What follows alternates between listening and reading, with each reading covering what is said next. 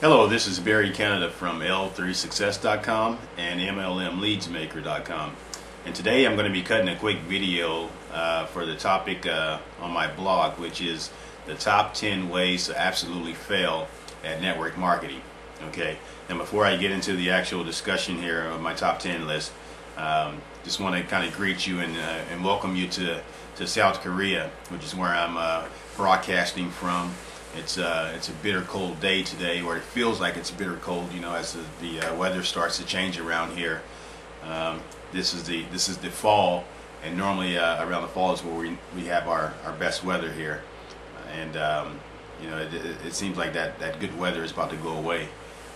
You know, in the summer it's hot and muggy, and the smell of rice paddies, you know, is not too pleasing. The winter is like real bitter cold around here, and there's no such thing as a spring, so we look forward to this time of the year here in Korea. But the weather is starting to change, where you know, weather is like off and on. You know, be cold one day, then the next day, you know, you might have like, you know, 70-degree temperature out there, and that's probably what we'll see up until, you know, probably mid-November or December time frame. But anyway, let's get to the topic for today, which is the top 10 ways to absolutely fail at network marketing. And I consider myself a pro at this, you know, so you're hearing it from a professional, someone who's failed numerous times. And so most of the things that are on this list are things that I've done in the past that created failure for my network marketing business. And so let's get started. Number 10, procrastinate. My particular experience with procrastination is not really procrastination in the sense that, you know, I was being lazy and not getting things done. It was procrastination because I was trying to perfect things, you know, and trying to, you know, get it all together, you know, having it just perfect, you know, instead of just going ahead and, you know, getting the thing done and then tweak it or update it later. So, you know, I procrastinated on things, you know, for those particular reasons. Also, a lot of people procrastinate because of, you know, a fear to, you know, to learn a new, you know, develop themselves and learn something new. Okay, and so in order, like, say you have a fear of using the phone, which was a thing for me in the past. Using the phone was not something I was used to. And for those of you who know who I am, you know, I'm a military intelligence guy, you know, and I came up, you know, working by myself, not used to reaching out to people, and so you know, it was a difficult thing to try to get to that point where I needed to, you know, get on the phone, you know, and call my upline, get on the phone, you know, and follow up with prospects. I prefer to send them an email message, and then if there's any questions at that point, then, you know, they would get in contact with me. But, you know, that's a lot of people have that fear, and so you have to get over that, and you have to move to the next step, next level.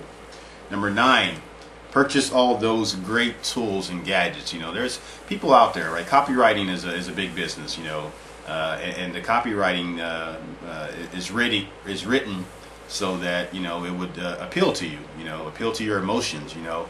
And so we get caught up, you know, in and all the hype, you know, that's placed in a lot of these ads, you know, the next great tool that's out there, the next great gadget, you know, or widget, and you know, you buy all these things, and then, you know, either there's an issue with, you know, your money, you know, or, you know, you just kind of feel that, you know, none of this stuff that I purchased is working for me. So, you know, what the heck? Let me go ahead and get out of this business.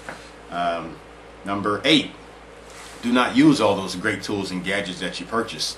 Okay, Tony Robbins, right before he released his last DVD series, the New Money Masters, had an interview with John Reese and Frank Kern, and this was one of the topics that he brought up, was that a lot of people join network marketing, you know, and you get your little marketing materials, you know, from your company. And a lot of people, you know, will take that the items that they get, you know, DVD or, you know, however it's presented to you, and a lot of folks will take that information and not use it, you know, not learn from it, not develop themselves, and then, you know, end up quitting the business or failing at you know, the network marketing opportunity that they were in, and, you know, blame it on the company or, you know, anyone but themselves. So you know, you have to take advantage of the materials and things that you purchase, especially if it's something that's going to develop you and make you, you know, an expert at your particular niche market. Okay, number 7, create horrible content or no content at all. Okay, and I just had a conversation yesterday with Larry Beecham, you know, and he's a guy that I just contacted recently to try to, you know, get some information from him and try to develop from some of the strategies that he's using out there. The guy's getting like 30, 40, 50 leads, you know, a day, and so I contacted him to figure out what he was doing to try to, you know, do the same thing. And with that, he had mentioned about, you know, in one of the phone bridges that we had, was that there's a lot of people out there, you know, or actually the strategy that he's talking about was dealing with content, you know, and the folks that, you know, the prospects that you're trying to attract. And you know, he was saying that, you know, you can't put weak content out there. You know, you got to put content out there that's going to benefit them, you know, or they won't follow you. You know, you go back, you know, and deal with, you know, folks who, you know, don't have any money, or, you know, folks who really are not you know, energized to be in the business. And so, you know, if you want to attract, you know the higher caliber prospects out there, your content has to be strong. You know, so you got to make sure that, you know, you're putting out content that's valuable, and that people, you know, will be able to see, you know, who you are by your content. You know, whether or not, you know, you really know what you're talking about, or if it's just, you know, a bunch of fluff that you're putting out there. So be careful of that.